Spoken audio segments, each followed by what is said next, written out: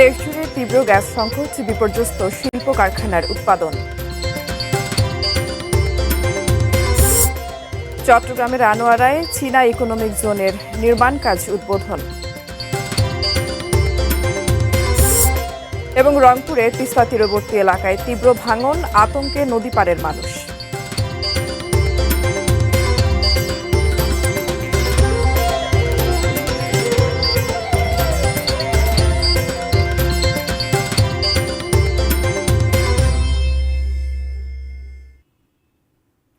ATN news দেখছেন। আমন্ত্রণ জানাচ্ছি দেশের খবরে, সঙ্গে আছি ফারহিন টুম্পা। এতক্ষণ নাসির সিনটেক্স গ্রুপের সৌজন্যে শিরোনামগুলো শুনছিলেন। এবারে বিস্তারিত। এলএনজি টার্মিনালে যান্ত্রিক ও কারিগরি ত্রুটির কারণে জাতীয় গ্রিডে গ্যাস সরবরাহ মারাত্মকভাবে ব্যাহত হচ্ছে। এর সরাসরি প্রভাব পড়েছে সারা দেশের সিএনজি ফিলিং স্টেশনগুলোতে। রাজধানীর পাম্পগুলোতে জমেছে সিএনজি চালিত অটোরিকশা, বাস ও ব্যক্তিগত গাড়ির দীর্ঘ লাইন। কোনো কোনো পাম্পে গ্যাস পাওয়ার জন্য চালকদের অপেক্ষা করতে হচ্ছে 4 থেকে 6 ঘন্টা পর্যন্ত। শুধু পরিবহন খাতই নয়, বাসাবাড়িতেও জ্বলছে না চুলা। বিস্তারিত রবিউল ইসলাম রবির রিপোর্টে। রাজধানীর সিএনজি ফিলিং স্টেশনগুলোতে গ্যাস পাওয়ার আশায় লাইনে দাঁড়িয়ে আছে শত শত গাড়ি। সকাল গড়িয়ে দুপুর হলেও অনেকের কপালে জুটছে না কাঙ্ক্ষিত গ্যাস। 4 থেকে 6 ঘন্টা লাইনে দাঁড়িয়ে থাকার পর কাঙ্ক্ষিত গ্যাসের নাগাল পেলেও চাপ কম থাকায় মিলছে না একদিন চলার মতো পর্যাপ্ত গ্যাসও। যেখানে আমাদের 300 টাকার গ্যাসের দরকার, ওখানে 100 টাকা 120 টাকার, আমাদের সারাদিন হয় না। পেটের ভাতেই চলতেছে না, জমা দেবো কিভাবে? গ্যাসের খুবই সংকট। আমি সকালবেলা গ্যাস বেড়ে একবার আসা যাওয়া করতে পারি, তারপর আর ডিউটি করতে পারি না। 7টার সময় আসছি, এখন বাজে কটা? এখন বাজতেছে 12টা। তাহলে আমাদের বসের ডিউটি বাদ, আমাদের খাওয়া লওয়া বাদ, ঠিক আছে? এই যে আমাদের একটা ভোগান্তি, এটা সরকারের চোখে কি পড়ে না? এটা আবার গ্যাসের সরবরাহের অভাবে বন্ধই রাখতে হচ্ছে রাজধানীর কোনো কোনো পাম্প। কখন পাম্প খুলবে সে অপেক্ষায় প্রহর গুনছেন গ্রাহকরা। মনে তো লইতে পারতাই না, এই যে 1 ঘন্টা 2 ঘন্টা ধরে দাঁড়াইছে আশায় অনেক দিব কুম্বালা থাওয়া জানি না। গতকাল বিকেল 4টায় আসছে, পরে আবার 6টায় বন্ধ হয়েছে, পরে আবার ফের 9টা 4 খুলছে, 15 মিনিট দেওয়ার পরে আবার বন্ধ হচ্ছে, 12টায় চলেছে। সংকট কেবল পরিবহন খাতেই সীমাবদ্ধ নেই। রাজধানীর বাসাবাড়ির রান্নার চুলায় দেখা দিয়েছে গ্যাসের তীব্র সংকট। জ্বলছে না চুলা, রান্না বন্ধ থাকায় চরম ভোগান্তিতে পড়েছেন রাজধানীর বিভিন্ন এলাকার বাসিন্দারা। গ্যাস নাই, সকালও না বিকালও না, কোন সময় রাতের 12টা 1টা একটু করে আসে আবার চলে যায়। আমাদের এখানে 10টা ভাড়াটিয়ে সিরিয়াল ধরে থাকে, কেউ রান্না করতে পারে না। গ্যাস সংকটে কেবল গাড়ির চাকাই থেমে থাকেনি, স্থবির হয়ে পড়েছে হাজারো মানুষের আয় রোজগার ও স্বাভাবিক জীবনযাত্রা। তাই দ্রুত কারিগরি ত্রুটি সারিয়ে জাতীয় গ্রিডে গ্যাসের স্বাভাবিক চাপ ফিরিয়ে আনাই এখন সবচেয়ে বড় চ্যালেঞ্জ। রবিউল ইসলাম রবি, এটিএন নিউজ, ঢাকা। মহেশখালীর ভাসমান এলএনজি টার্মিনালে অগ্নিকাণ্ডের পর 1 সপ্তাহ ধরে দেশজুড়ে তীব্র গ্যাস সংকট চলছে। জাতীয় গ্রিডের সরবরাহ কমে যাওয়ায় শিল্প, বিদ্যুৎ ও সাধারণ মানুষের জীবনযাত্রায় পড়েছে বড় ধরনের প্রভাব। এ নিয়ে দেখুন ডেস্ক রিপোর্ট। গাজীপুরের শ্রীপুরে গ্যাসের স্বল্প চাপে শিল্পাঞ্চলের অনেক কারখানায় উৎপাদন বন্ধ বা সীমিত হয়ে পড়েছে। সিএনজি ফিলিং স্টেশনগুলোতে ঘন্টার পর ঘন্টা লাইনে দাঁড়িয়েও গ্যাস পাচ্ছেন না চালকরা। দেখা গেছে অনেক পাম্পে প্রেসার থাকে না, লরি গাড়ি লাগিয়ে রাখে, এর জন্য প্রেসার পাই না, এক পাম্পে থেকে আরেক পাম্পে যেতে হয়। 2 ঘন্টা 3 ঘন্টা সিরিয়াল ধরে বসে থাকতে হয়, তখন তো আমরা টিপ মারতে পারি না, জমা তুলতে পারি না। গ্যাসের সংকটের কারণে রুটে যে পরিমাণে জ্যাম জট লাগতেছে, আমরা কিন্তু কোনোভাবে কোলাবার পাচ্ছি না। আমাদের যান্ত্রিক কোনো ত্রুটি নাই, কিন্তু জাতীয় গ্রিডে গ্যাস কম থাকার কারণে আসলে আমাদের প্রেসার অনেকটা ডাউন। একই চিত্র ব্রাহ্মণবাড়িয়ায়। প্রয়োজনীয় 12-15 পিএসআই এর পরিবর্তে ফিলিং স্টেশনগুলোতে মিলছে মাত্র 1-2 পিএসআই চাপ। ফলে দীর্ঘ লাইনে অপেক্ষা করেও অনেক চালক গ্যাস ছাড়াই ফিরছেন। বাকরাবাদ গ্যাস কর্তৃপক্ষ বলেছে, এলএনজি সংকট ও পাইপলাইনের ত্রুটির কারণেই এই সংকট। 4 থেকে 5 ঘন্টা পর্যন্ত লাইনে দাঁড়াতে লাগে।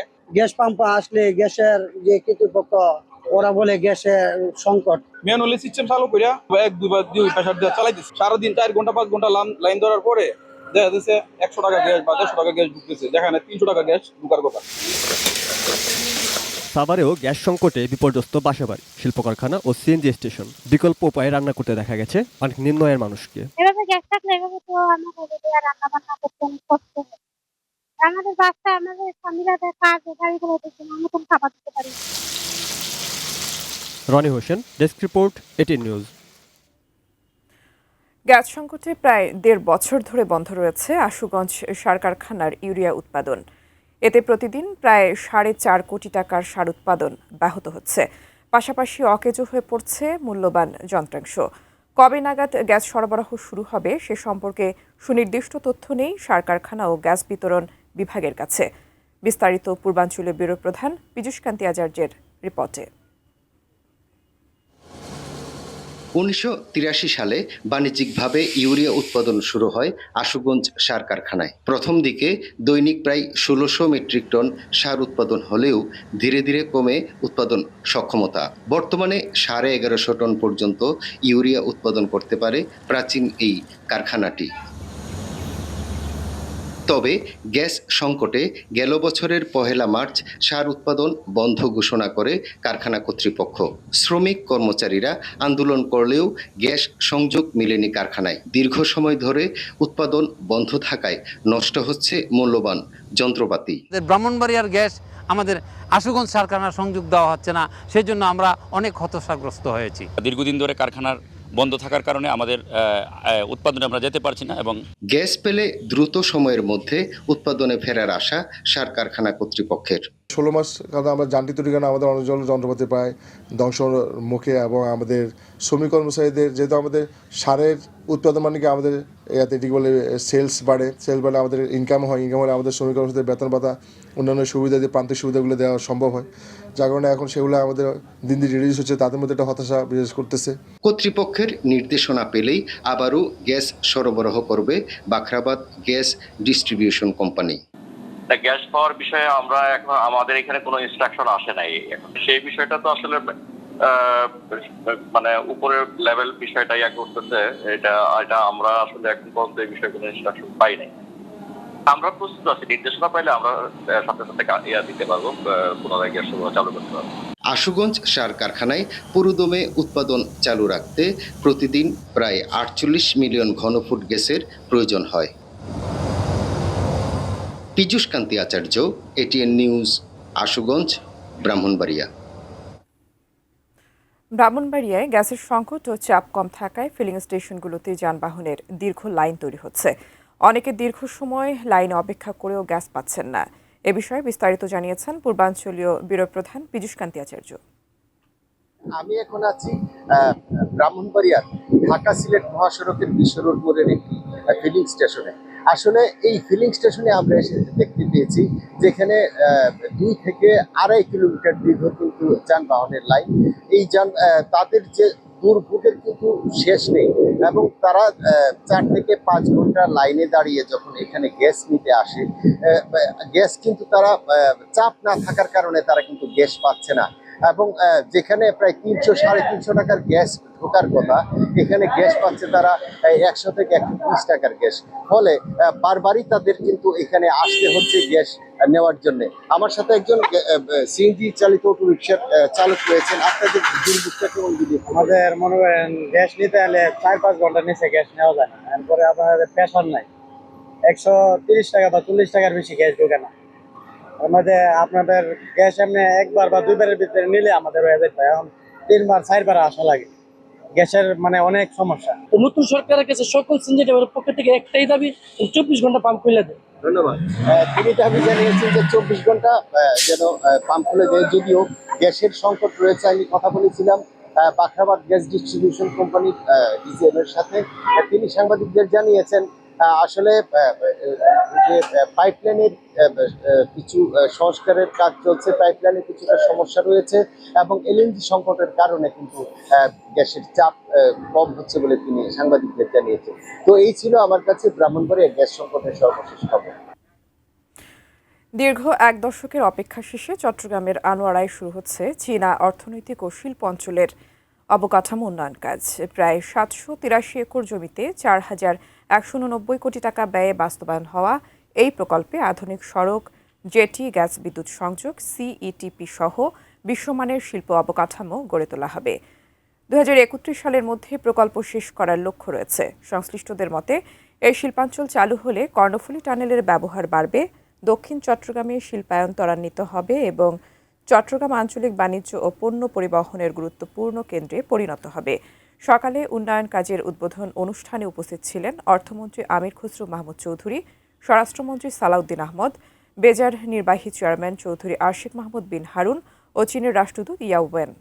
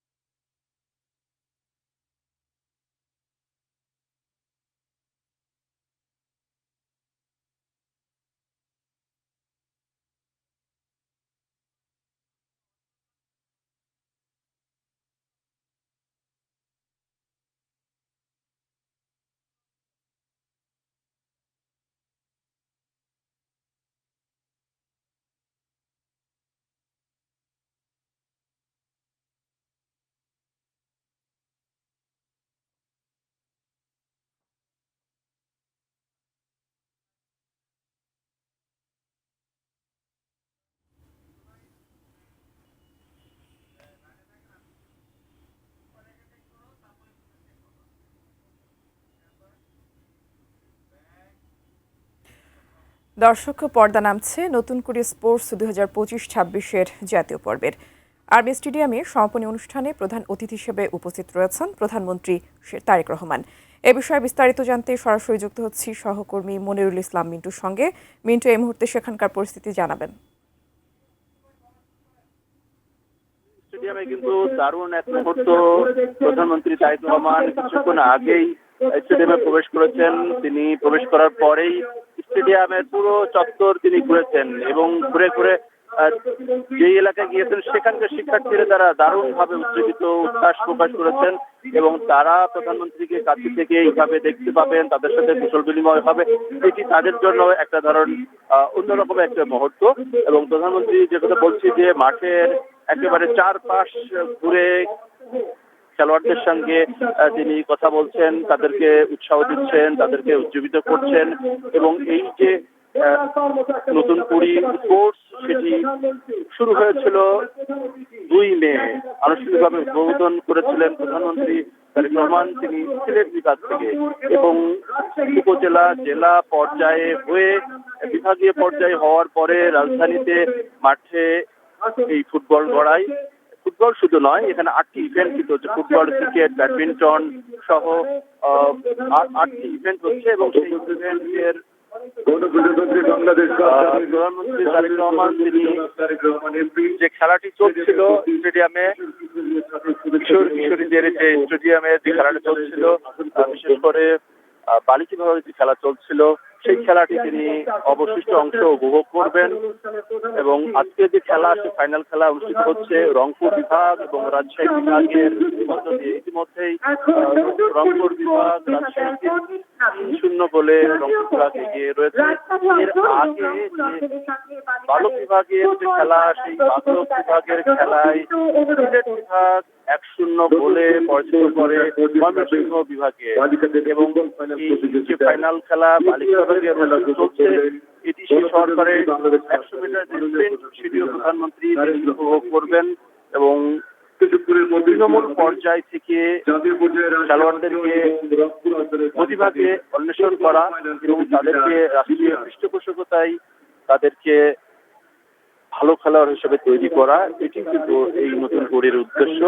এবং এবারের স্লোগান যদি পেশা হিসেবে নেওয়া যায় খেলা, সেই খেলার মাধ্যমে জাতীয় পর্যায়ে ক্রীড়া হলো পেশা, পরিবার পাবে ভরসা। অর্থাৎ এটি যে পেশা, সেই পেশা হতে পারে, সেটিকেই এবার স্লোগান হিসেবে নেওয়া হয়েছে। এবং আজকে স্টেডিয়ামে কয়েক হাজার শিক্ষার্থী, খেলোয়াড়, তারা প্রধানমন্ত্রীর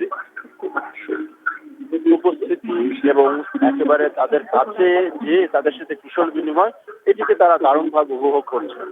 এবং সারা বাংলাদেশে যে খেলাটি শুরু হয়েছিল ২ মে, ধারাবাহিকভাবে উপজেলা, জেলা পর্যায়ে হয়ে এখন জাতীয় পর্যায়ে আর কিছুক্ষণের মধ্যেই যে পুরস্কার বিতরণী, সেই পুরস্কার বিতরণী হবে। এবং 1,70,000 খেলোয়াড় এই সারা বাংলাদেশের এই খেলায় অংশগ্রহণ করেন এবং তাদের মধ্য থেকে ফুটবলের যে ফাইনাল, সেই ফাইনাল অনুষ্ঠিত হচ্ছে এবং সেই সঙ্গে ক্রিকেট, ব্যাডমিন্টন সহ দৌড় সহ অন্যান্য খেলার শেষে যারা বিজয়ী হয়েছে তাদের পুরস্কার বিতরণ করবেন প্রধানমন্ত্রী তারেক রহমান। এবং মিন্টু, আপনাকে ধন্যবাদ। দর্শক সহকর্মী মনিরুল ইসলাম মিন্টু যুক্ত হয়েছিলেন আর্মি স্টেডিয়াম থেকে, জানাচ্ছিলেন নতুন করে স্পোর্টস 2025-26 জাতীয় পর্বের সমাপনী অনুষ্ঠানের সর্বশেষ খবরাখবর। এ পর্যায়ে নিচ্ছি বিরতি, এরপর আরও থাকছে।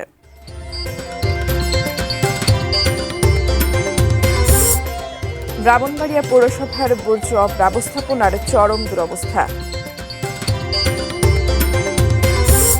ভৈরবে বাজারের নামকরণ নিয়ে 2 গ্রামের সংঘর্ষে নিহত 1।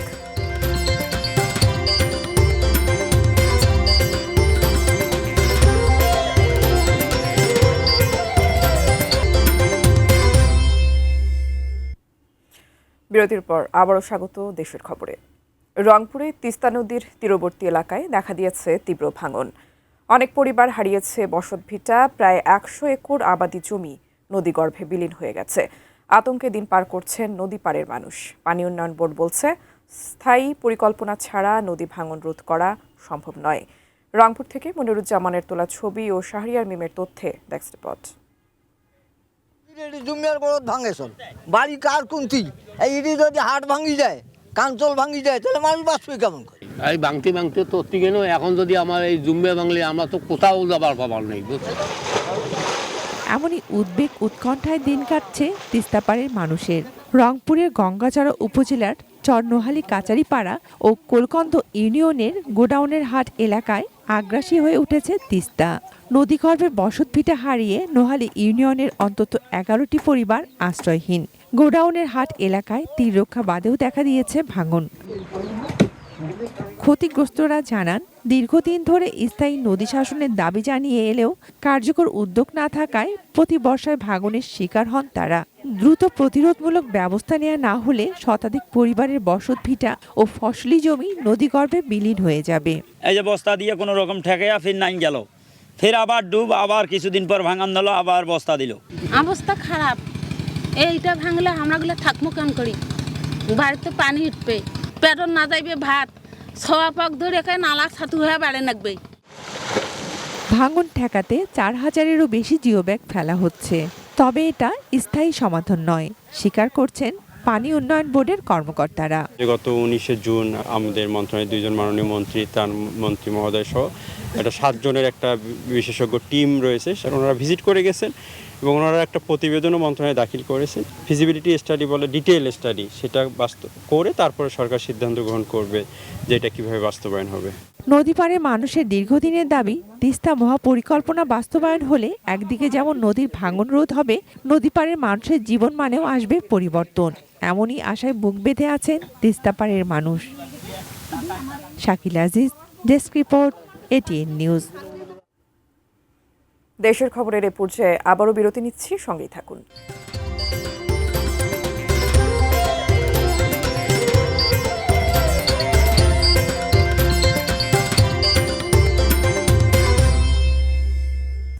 বিরতির পর আবারও স্বাগত দেশের খবরে।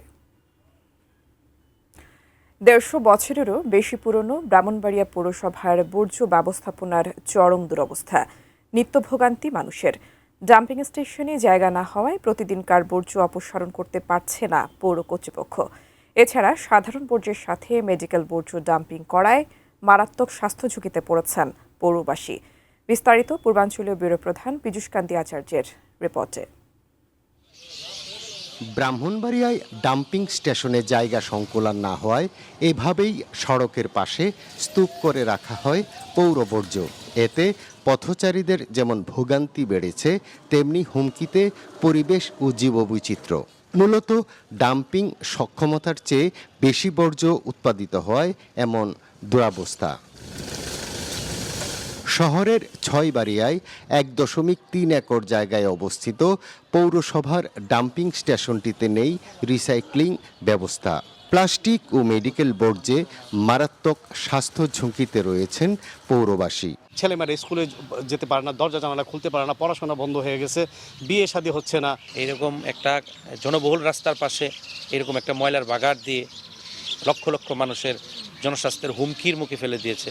এখন আমাদের একটা দাবি হচ্ছে এটা দ্রুততম সময়ের মধ্যে এটা এখান থেকে অপসারণ করা হোক। বর্জ্য থেকে সার ও ডিজেল উৎপাদনে 1.5 কোটি টাকা ব্যয়ে নির্মিত প্লান্টও কাজে আসছে না। প্লান্ট উদ্বোধনের পর একদিনও সার উৎপাদন করা যায়নি। তবে জনস্বাস্থ্য ও পরিবেশের ক্ষতির বিষয়টি স্বীকার করে ভোগান্তি নিরসনে সড়ক থেকে বর্জ্যের স্তূপ সরানো সহ নানা পদক্ষেপ গ্রহণের কথা জানিয়েছেন পৌর প্রশাসক। মেন রাস্তা থেকে 10 থেকে 15 ফিট দূরে একটা বাউন্ডারি ওয়াল আমরা দিয়ে দিব, একটু উঁচু করে, যাতে রাস্তা থেকে এই বর্জ্যটা জনগণ না দেখতে পারে। পাশাপাশি মাঝখান দিয়ে আরেকটি ঢালাই রাস্তা করব, যাতে গাড়িগুলো সরাসরি রাস্তা থেকে ভিতরে প্রবেশ করতে পারে, রাস্তার আশেপাশে যেন ময়লা না ফেলে। 18.5 বর্গ কিলোমিটার আয়তনের ব্রাহ্মণবাড়িয়া পৌরসভায় প্রায় 3 লাখ মানুষের বসবাস, আর প্রতিদিন প্রায় 150 টন বর্জ্য উৎপাদন হয় পৌর শহরে। পীযূষ কান্তি আচার্য, এটিএন নিউজ, ব্রাহ্মণবাড়িয়া। দর্শক, এই ছিল দেশের খবর। সঙ্গে থাকার জন্য ধন্যবাদ সবাইকে।